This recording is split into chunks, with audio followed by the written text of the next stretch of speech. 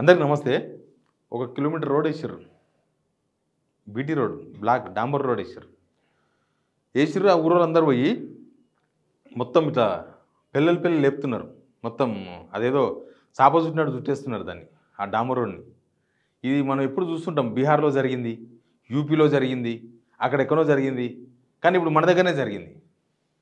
చాలాసార్లు నేను చాలామందితో మాట్లాడుతున్నారు, బట్టి 30% కమిషన్ తీసుకుంటే మనకేంది, పొంగులేటి 20% కమిషన్ తీసుకుంటే మనకేంది, రేవంత్ రెడ్డిలో 50% కమిషన్ తీసుకుంటే మనకేంది, మినిస్టర్లు అందరూ వాళ్ళు డబ్బులు సంపాదించుకుంటే మనకేంటి అని. మనకేంటి అంటే ఇదే జరుగుతుంది. కాంట్రాక్టర్ ఎందుకు వేసిండు అది ఆ రోడ్డు, ఈ కమిషన్లు ఇవ్వలేక ఉన్నదానిలో నాణ్యత తగ్గిపోతుంది. అందరికి పంచాలి, పని చేయాలి. కాంట్రాక్టర్ ఏం చేస్తాడు? ఇప్పుడు ఆ కాంట్రాక్టర్ మీద చర్యలు కూడా తీసుకునే ధైర్యం లేదు ప్రభుత్వానికి.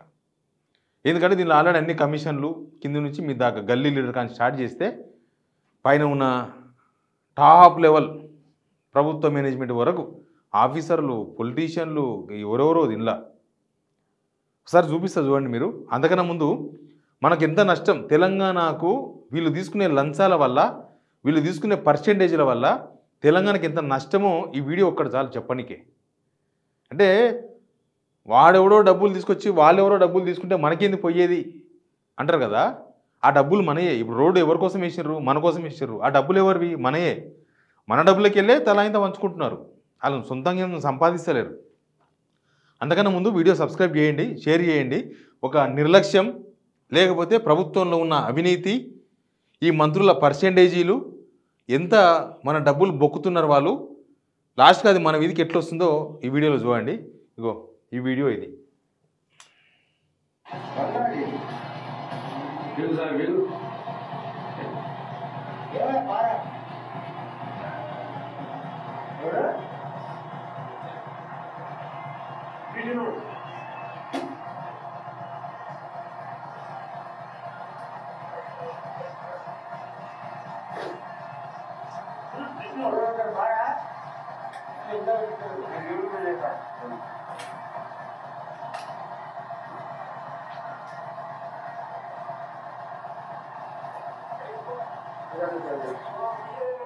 ఎట్లా వస్తుంది? మంచిగా దోశలు తీసినట్టు తీస్తున్నాడు ఆయన.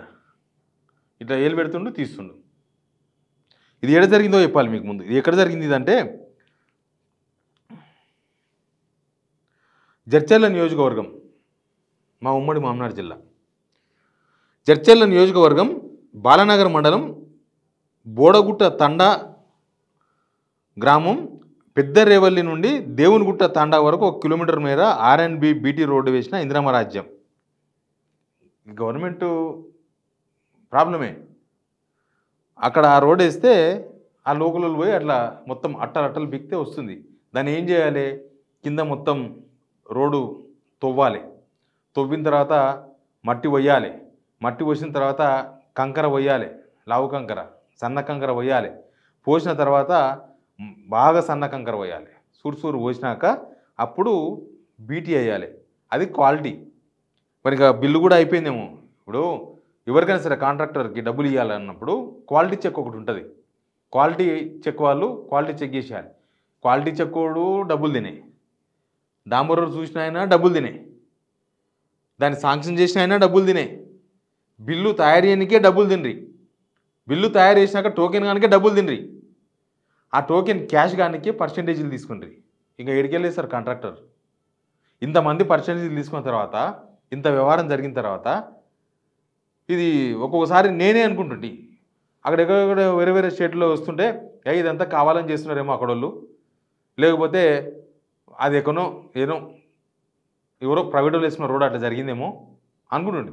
ఇప్పుడు చూస్తే అర్థమవుతుంది ఇట్లా ఇంత దారుణంగా ఉంటుందని. మన తెలంగాణలో ఫస్ట్ టైం, మన తెలంగాణలో ఒక బీటీ రోడ్డును అట్టలట్టలు లేపడం ఫస్ట్ టైం.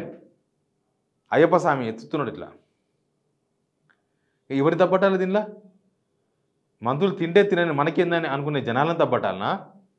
పర్సెంటేజీలు తీసుకుంటున్న ఈ ప్రభుత్వాన్ని తప్పట్టాలనా? అట్లా వేసిన కాంట్రాక్టర్ని తప్పట్టాలనా? ఎవరిది మిస్టేక్? ఇక్కడ మనదే మిస్టేక్. వీళ్ళని అడగాలి మనం. వాళ్ళకి జీతాలు వస్తాయి, వాళ్ళు పనిచేస్తున్నందుకు వాళ్ళకి జీతాలు వస్తాయి. మినిస్టర్లకు దగ్గర దగ్గర 5 లక్షల రూపాయల దాకా వస్తాయి మెయింటెనెన్స్ అన్నీ కలిపి. ఎమ్మెల్యేలకు 4.5 లక్షల దాకా వస్తాయి. మినిస్టర్కి ఇంకా ఎక్కువ వస్తాయి. నేను ఇంకా వేరే వేరే మెయింటెనెన్స్ చెప్తలేను. వాళ్ళ కారుల డీజిల్ కూడా మనమే మోస్తాం. వాళ్ళు తినే టిఫిన్ మనదే, వాళ్ళు తాగే నీళ్ళు మనమే, అన్నీ మనమే ఇస్తాం. అయినా సరే ఈ లంచాలకు ఎగబడ్డారు. ఈ లంచాలకు ఎగబడితే ఏమైంది? లాస్ట్కు కాంట్రాక్టరు అయిన కాడికి అయింది, ఇంతే మిగిలిందని వేసుకుంటూ పోయాడు. మట్టి మీద డాంబర్ వేసుకుంటూ పోయాడు. ఇక ఇది వర్షాకాలం కూడా కాదు. ఇట్లాంటి రోడ్లు ఒకవేళ సరే అయ్యప్ప వీకెండ్ కాబట్టి వచ్చింది, పీకకపోతే ఎన్ని రోజులు ఉంటాయి ఆ రోడ్లు? 2 నెలలు 3 నెలలు. రేపు ఎండాకాలం వస్తే మొత్తం కరిగిపోతుంది. వానాకాలం వస్తే ఏముంటుంది? వానాకాలం వస్తే మొత్తం ఇక పోతుంది రోడ్డు. ఒక సీజను, ఒక వానాకాలం సీజను, ఒక ఎండాకాలం సీజన్ వస్తే ఎగిరిపోయే రోడ్డు నాణ్యతను ఎవరు ప్రశ్నించాలి? అసలు ఈ గవర్నమెంట్ను ఎవరు ప్రశ్నించాలి? ఇంకా మనం అందరం మాట్లాడుతున్నాం, జనాల్లో చైతన్యం రావాలి. లేకపోతే వాళ్ళు తీసుకున్న పర్సంటేజీలు మనం వినుకుంటా చూసుకుంటా ఉత్తగా వదిలేసి, ఇప్పుడు ఎవరో చెప్పలే కదా పర్సంటేజ్ తీసుకుంటారని చెప్పేసి, నేను లేకపోతే ఇంకో పేపర్ అయినా చెప్పలే, వాళ్ళ సొంత ఎమ్మెల్యేలు చెప్పిండ్రు కదా. ఇదే చర్చల్లో ఎమ్మెల్యే చెప్పిండు కదా. ఇప్పుడు చర్చల్లో కాన్స్టిట్యూన్సీలో జరిగింది ఇది. అదే చర్చల్లో ఎమ్మెల్యే అనిరుద్ రెడ్డి మీటింగ్ పెట్టి వీళ్ళు 30% కమిషన్ తీసుకుంటున్నారు, 12% కమిషన్ తీసుకున్నారు, 15% కమిషన్ తీసుకుంటున్నారు, మంత్రుల కమిషన్ల గురించి చెప్పినారు. అవినీతి అధికారుల్లో విచ్చలవిడిగా అవినీతి అయిపోయింది. ఇంజనీర్లు ఈ department water works department start చేస్తే, మొత్తం అన్ని డిపార్ట్మెంట్లు ఇరిగేషన్ డిపార్ట్మెంట్తో స్టార్ట్ చేస్తే, R&B ఇంజనీర్లతో స్టార్ట్ చేస్తే మొత్తం పైసలు బొక్కుడే. మినిస్టర్లు తీసుకుంటలేరా, మేము తీసుకోవద్దు అన్న ధైర్యం కూడా వచ్చింది వాళ్ళకి. ఇట్లా చేస్తే ఇంకా తెలంగాణలో మన పైసలు లూటీ అయిపోతాయి. మనకు ఇన్కమే తగ్గింది. ఆ ఇన్కమ్ని ఏదో ఆడ ఈడ రోడ్లు ఎన్నికైనా ప్రభుత్వం ప్రయత్నించాలి. ఇంకెక్కడ ప్రయత్నం చేస్తే ఇట్లా అవుతుంది. ఇది తెలంగాణ ప్రజల డబ్బులు. ఆ విషయం గుర్తుపెట్టుకోరు మీరు. ఇవి మన డబ్బులే. బట్టి విక్రమార్క ఇంటికి వెళ్ళి తీసిన డబ్బులు కాదు, ముఖ్యమంత్రి దొడ్లకి వెళ్ళి తీసిన డబ్బులు కాదు, మన పైసలు అవి.